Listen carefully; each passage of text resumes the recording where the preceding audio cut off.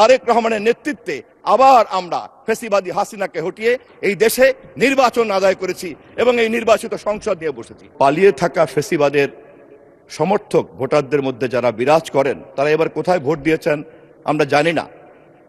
তবে জামায়াতে ইসলামী বাংলাদেশ সহ তার 11 দলীয় জোটের এবারের নির্বাচনের যে জাদুকরী সংখ্যা তা দেখে এটা একটা গবেষণার দাবি রাখে। তারা অবিভক্ত পাকিস্তানের পক্ষে ছিলেন, এমনকি তারা এই মুহূর্ত পর্যন্ত বক্তৃতায় অনেকেই বলেছেন তারা শরিয়া আইন কায়েম করতে চান। বাংলাদেশ জাতীয়তাবাদী দল জাতীয় সংকটে বারবার নেতৃত্ব দেয় এবং এই সংকট মোকাবেলা করার ক্ষেত্রে অতীতের শাসকরা রাষ্ট্র ক্ষমতাকে ব্যবহার করে, কিন্তু বাংলাদেশ জাতীয়তাবাদী দল রাজনৈতিক প্রক্রিয়া, গণতান্ত্রিক প্রক্রিয়া, সাংবিধানিক প্রক্রিয়া, যুক্তি তর্ককেই কেবলমাত্র ব্যবহার করে। বক্তা মাননীয় মন্ত্রী জনাব জহিরুদ্দিন স্বপন, আপনার সময় 8 মিনিট। আজকের বাংলাদেশের সংসদের এই যে বৈচিত্র্য, এই বৈচিত্র্যের সঙ্গে বিগত 12টি জাতীয় সংসদের তেমন কোনো মিল খুঁজে পাওয়া যাবে না। 12টি জাতীয় সংসদের নির্বাচনের আগে এবং পরে, সংসদের ভিতরে এবং বাইরে সবসময় রাজনীতিটা ছিল কিন্তু একটা দ্বিদলীয় কাঠামোর মধ্যে। কিন্তু এই প্রথম বাংলাদেশের রাজনীতিতে ভোটের পরিসংখ্যান থেকে শুরু করে আমরা যদি এই সংসদের চিত্র দেখি এবং পালিয়ে থাকা ফ্যাসিবাদের সমর্থক ভোটারদের মধ্যে যারা বিরাজ করেন তারা এবার কোথায় ভোট দিয়েছেন আমরা জানি না। তবে জামায়াতে ইসলামী বাংলাদেশ সহ তার 11 দলীয় জোটের এবারের নির্বাচনের যে জাদুকরী সংখ্যা তা দেখে এটা একটা গবেষণার দাবি রাখে। কেননা জামায়াতে ইসলামী বাংলাদেশ স্বতন্ত্রভাবে যতবার নির্বাচন করেছেন ততবারই 5% মধ্যেই কিন্তু তার ভোট সীমাবদ্ধ ছিল। এবারের নির্বাচনেই তার ভোটের পরিসংখ্যানটা পরিবর্তন হয়েছে, যে মুহূর্তে বাংলাদেশ আওয়ামী লীগের সমর্থকরা ভোটাররা বাংলাদেশে নির্বাচন করতে পারে নাই, ভোট দিতে আসে নাই। আমরা আজকে এই সংসদে যখন প্রবেশ করেছি তখন এমন একটা বাংলাদেশকে নিয়ে প্রবেশ করেছি যেখানে প্রায় 30 লক্ষ কোটি টাকার ঋণ এই দেশের ঘাড়ে চেপে আছে। আমাদের মাননীয় অর্থমন্ত্রী ইতিমধ্যে এই বিষয়ে কাজ করছেন মাননীয় প্রধানমন্ত্রীর নির্দেশে।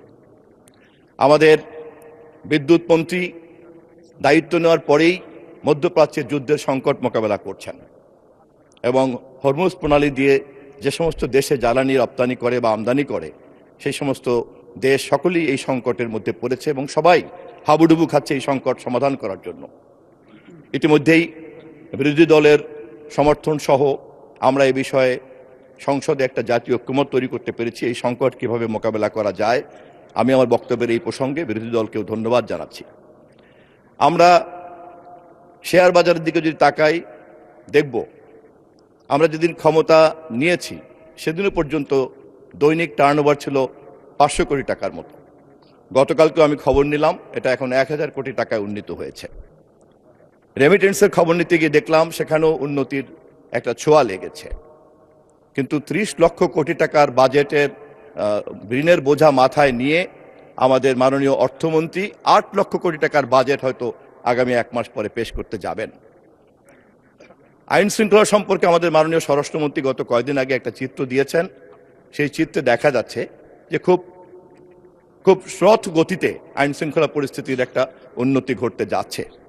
সামগ্রিকভাবে এই জাতীয় সংসদ এবং এই সরকার এমন একটা উত্তরাধিকার সূত্রে আমরা সংকটকে পেয়েছি যে সে কারণে আমাদের সকলেরই কিন্তু জাতির কাছে প্রতিশ্রুতিটা বারবার স্মরণ করা উচিত এবং বিশেষ করে 11 দলীয় জোটকে আমি এ বিষয়ে বিনীতভাবে অনুরোধ করব, আপনারা যেমন করে ঐক্যবদ্ধ এই কমিটিতে অংশগ্রহণ করেছেন, যেমন করে মাননীয় তরুণ সদস্য ফ্যামিলি কার্ডের ব্যাপারে তার ব্যাখ্যা চেয়ে সহযোগিতা করার কথা বলেছেন, ঠিক তেমনি করে অন্যান্য আচরণগুলিতেও আপনারা গঠনমূলক থাকার চেষ্টা করবেন। যদি পরাজিত আওয়ামী লীগ আবার এই সংসদে কোনদিন ফিরে আসে, সে যদি দাবি করে যে 24শে জুলাইয়ের গণহত্যার কথা বলা যাবে না, তার গা থেকে তার হাত থেকে কিন্তু রক্তের দাগ মোছা যাবে না।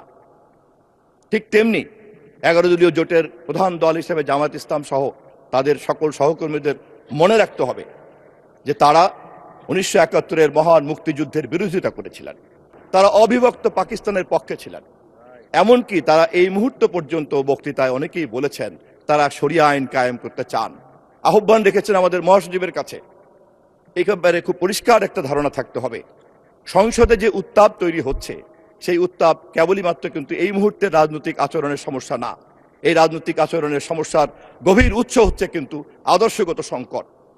যখন কেউ পবিত্র ধর্ম নিয়ে রাজনীতি করে, যখন কেউ স্বাধীনতার চেতনা কিনে ব্যবসা করতে চায়, যখন কেউ হাজার মানুষের শহীদের জুলাই বিপ্লব কিনে ব্যবসা করতে চায়, তখন সেই সমস্ত রাজনৈতিক দল এবং নেতাকর্মীদের এই ধরনের আচার আচরণের সমস্যা হতে বাধ্য।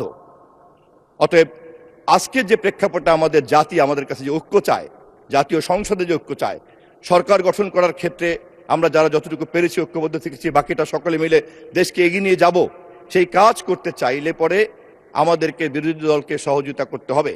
কিন্তু বিরোধী দলের মাথায় রাখতে হবে সহযোগিতার ক্ষেত্রে তাদের প্রধান বাধা হচ্ছে তাদের এই আদর্শগত সংকট। আমরা জাতীয়তাবাদী দল বিএনপি ইতিহাস ঘাটলেই দেখা যাবে 1971-এ এদেশের মানুষ যখন পাকিস্তানিদের বিরুদ্ধে দাঁড়িয়েছে, আমাদের প্রতিষ্ঠাতা শহীদ রাষ্ট্রপতি জিয়াউর রহমানের নেতৃত্বে সেই দিন রাজনৈতিক সংগ্রামকে যুদ্ধের সংগ্রামে রূপান্তরিত করা হয়েছে।